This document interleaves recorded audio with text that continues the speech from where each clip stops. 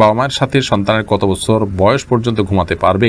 4 রাকাত বিশিষ্ট নামাজের প্রথম বৈঠকে তাশাহুদের পর দুরূদ পড়ে ফেললে করণীয় কি? খাবার খাওয়ার সময় কি মাথায় কাপড় দিয়ে আবশ্যক? বাথরুমে উলঙ্গ হয়ে গোসল করা যাবে কিনা? মোবাইলে অশ্লীল ছবি বা ভিডিও নিয়ে নামাজ পড়লে কি নামাজ কবুল হবে? পায়খানা থেকে বের হয়ে কি ওযু না করলে গুনাহ হবে?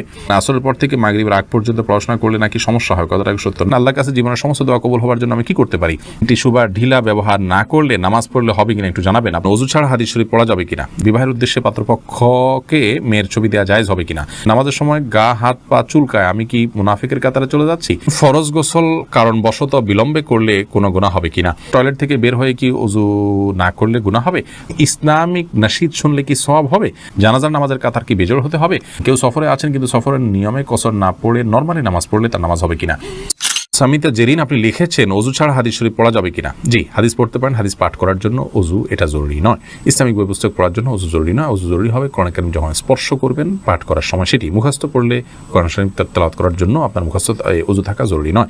মোহাম্মদ রিদওয়ানুল বাশির লিখেছেন জানাজার নামাজের কাতার কি বেজোড় হতে হবে? জানাজার নামাজের কাতার এটা বেজোড় হতে হবে এমন কোনো শর্ত নেই। আমরা অনেক মনে করি যে জানাজা নামাজের কাতার এটা বেজোড় হতে হবে 3, 5 বা 7, এরকম কোনো আবশ্যকতা নেই। ওসমান গনি লিখেছেন ইসলামিক নাশিদ শুনলে কি সওয়াব হবে?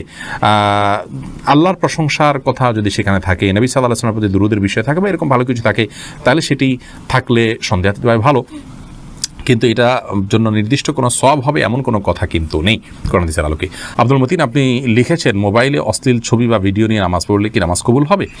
নামাজ কবুল হয়ে যাবে, কিন্তু মোবাইলে ছবি, অশ্লীল বা হারাম কোনো কিছু নিয়ে যদি আপনি সালাত আদায় করেন তাহলে সেক্ষেত্রে আপনি আল্লাহ রাব্বুল আলামিনের সামনে দাঁড়াচ্ছেন, সে অবস্থায় আপনার যে মন মানসিকতা থাকা উচিত সেটি হচ্ছে না।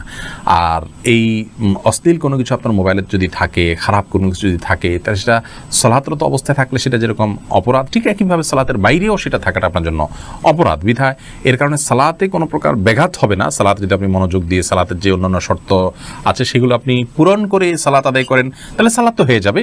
বাট এই হারামটা আলাদা একটা আপনার জন্য ক্ষতিকর, আপনার সালাতের মধ্যে মনোযোগ নষ্ট হতে পারে। সেজন্য মোবাইল থেকে হারাম জিনিস এমনিতে সরিয়ে ফেলা উচিত, তবে সালাতের এটার কারণে কোনো ক্ষতি হবে না। মেহেদী হাসান আপনি লিখেছেন কেউ সফরে আছেন কিন্তু সফরের নিয়মে কসর না পড়ে নরমালি নামাজ পড়লে তার নামাজ হবে কিনা?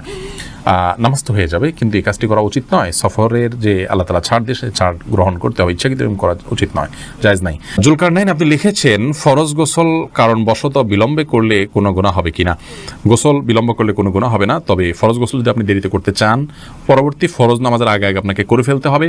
আর মাঝে যদি অন্য কাজ করতে চান, রাতে গোসল ফরজ হয়েছে, আপনি ফজরের নামাজের আগ মুহূর্তে গোসল করবেন, তাহলে মাঝে অন্য কাজের জন্য এমনকি ঘুমানোর জন্য ওযু করে ঘুমানোটা হলো সুন্নাহ। নবী সাল্লাল্লাহু আলাইহি ওয়াসাল্লাম এটি করতেন, এটি করা ভালো।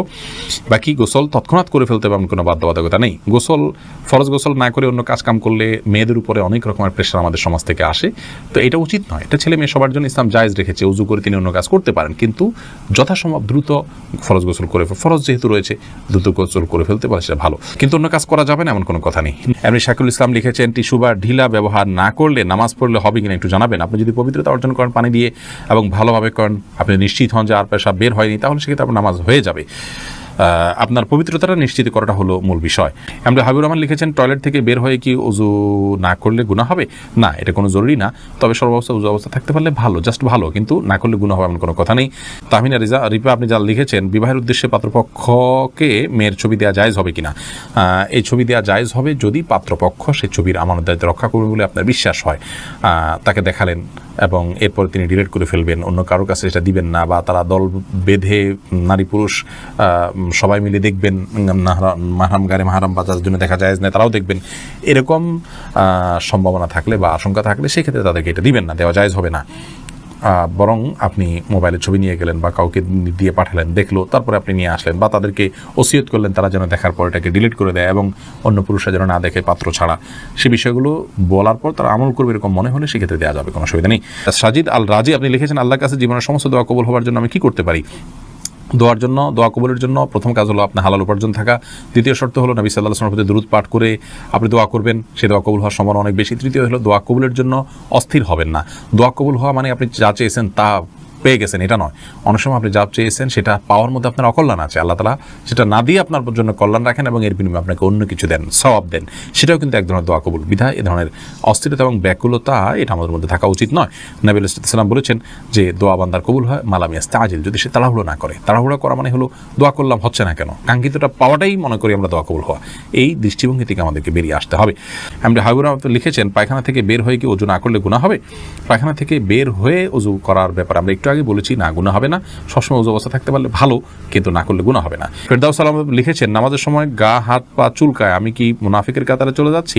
না, মুনাফিকের কাতারে যাচ্ছেন না। আসলে অনেকে আছে যে সালাতের সময় অন্য কোনো কাজ পাচ্ছে না, তো এই জন্য শরীর চুলকায়। আপনি সালাতের অর্থ যদি বুঝেন, মর্ম বুঝেন, সেটার দিকে খেয়াল করে যদি আপনি গভীরভাবে সালাতের প্রতি মনোযোগী হন এবং সালাত আদায় করেন সেরকম মনোযোগের সাথে, ইনশাআল্লাহ বিদিল্লাহ আপনার এই সমস্ত মনে আসবে না।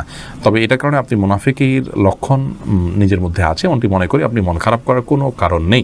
মাহফুজ বিন জাহাঙ্গীর আপনি লিখেছেন আসরের পর থেকে মাগরিবের আগ পর্যন্ত পড়াশোনা করলে নাকি সমস্যা হয়, কথাটা সত্য না, এটা মন করা বিষয়, এমন কোনো কথা নেই। আলোর মধ্যে থেকে আপনি পড়তে পারেন। মোহাম্মদ ইসলাম রুবেল আপনি প্রশ্ন করছেন বাথরুমে উলঙ্গ হয়ে গোসল করা যাবে কিনা? ভাই রুবেল, বাথরুমে উলঙ্গ হয়ে যদি কেউ গোসল করেন তাহলে তাতে কোনো বড় গুনাহ বা কবিরা গুনাহ হবে না, বড় কোনো পাপ হবে না। তবে এই কাজটি অনুত্তম এবং ভালো নয় আমাদের জন্য, জাস্ট এইটুকু আমরা বলতে পারি।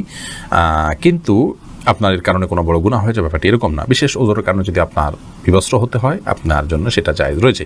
এবং নবী রাহমাহুল্লাহ সহিহ মুসলিমের সরার মধ্যে তিনি ব্যাখ্যার মধ্যে তিনি লিখেছেন যে গোসল করার সময় লুঙ্গি বা গামছা বা এই জাতীয় কোনো কিছু দিয়ে গোসল করাটা হলো উত্তম, এতে কোনো সন্দেহ নেই। তবে যদি প্রয়োজন হয় তাহলে সেক্ষেত্রে উন্মুক্ত করে অর্থাৎ আপনার সম্পূর্ণ বিবস্ত্র হয়ে গোসল করা জায়েজ আছে। একটি হাদিস এরকম রয়েছে, নবী সাল্লাল্লাহু আলাইহি ওয়াসাল্লাম বলেছেন যে আল্লাহ তাআলাকে কেউ যদি নাও দেখে তো আল্লাহ তাআলাকে অন্তত লজ্জা করা উচিত, লজ্জাশীলতা থাকা উচিত। এই জন্য এরকমটি প্রয়োজন হলে করা যাবে, আর প্রয়োজন ছাড়া এরকম করাটা অনুচিত, অনুত্তম, ভালো কাজ নয়। প্রয়োজন হলে করা যাবে। তার আরেকটা দলিল হলো সহিহ বুখারীতে বর্ণিত হয়েছে যে আইয়ুব আলাইহিস সালাম তিনি একবার সমস্ত কাপড় চোপড় খুলে তারপর গোসল করেছেন। তারপরে মুসা আলাইহিস সালামের ব্যাপার আপনারা জানেন যে তিনি গোসল করতে নেমেছেন, পাথর তার কাপড় নিয়ে দৌড় দিয়েছে, তিনি তার পিছনে দৌড়াতে শুরু করেছেন। এগুলো সব বিশেষ কারণে এবং বিশেষ প্রেক্ষিতে, তাছাড়া এগুলো আগের শরিয়াত, সেগুলোর বিধান আমাদের জন্য হুবহু যে প্রযোজ্য তা নয়। আমাদের জন্য অনুত্তম হবে কাপড় চোপড় একদম খুলে গোসল করাটা, তবে হারাম নয়। এরপর সাদিয়া বিনতে আজাদ লিখেছেন খাবার খাওয়ার সময় কি মাথায় কাপড় দেওয়া আবশ্যক? না বোন, খাবার খাওয়ার সময় আমরা মাথায় কাপড় দিতে বাধ্য নই, কারণ হাদিস আমাদেরকে এরকম নির্দেশ দেয় না যে ছেলে হোক মেয়ে হোক নারী হোক পুরুষ হোক খাবার সময় আমাদেরকে টুপি দিতে হবে। অনেকে দেখা যায় খেতে বসলে টুপিটা তালাশ করে, আমার টুপিটা দাও আমি খেতে বসবো। অনেকে মনে করেন মাথায় কাপড় দিয়ে তারপরে খেতে হয় না, এমন কোনো বাধ্যবাধকতা নেই। খাওয়ার সময় আপনার মাথা খালিও থাকতে পারে, ঢেকেও আপনি খেতে পারেন, এ বিষয়ে কোনো বিশেষ নিষেধাজ্ঞা নেই। রদ্দুল মুখতারি লেখা হয়েছে যে ওয়ালা বাসা বিল আকলি মুত্তাকিয়ান ও মাকসুফার রাসি, অর্থাৎ গ্রহণযোগ্য মত অনুযায়ী উন্মুক্ত মাথায় অর্থাৎ খালি মাথায় বসে খেতে কোনো অসুবিধা নেই। বেলাল হোসেন জানতে চেয়েছেন 4 রাকাত বিশিষ্ট নামাজের প্রথম বৈঠকে তাশাহুদের পর দুরূদ পড়ে ফেললে করণীয় কি? হানাফি মাযহাব অনুযায়ী আল্লাহুম্মা সাল্লি আলা মুহাম্মাদ এই পর্যন্ত পড়ে ফেললে আপনি সিজদা সাহু দিবেন। অন্যান্য অনেক উলামা ইকরাম অবশ্য বলেন যে না, এই কারণে সিজদা সাহু দিতে হবে না। বিশেষ করে আরবি স্কলাররা বলেন যে না, এই জন্য সিজদা সাহু দিতে হবে না। সৌদি আরব উলামা ইকরাম সহ অনেকেই বলেন। শামসুল আলম আপনি লিখেছেন বাবা মায়ের সাথে সন্তানের কত বছর বয়স পর্যন্ত ঘুমাতে পারবে? প্রাপ্তবয়স্ক আর কাছাকাছি বা করিবুল বুলুগ যেটাকে বলা হয় সেই বয়সে থেকেই তাদেরকে পৃথক করা উচিত।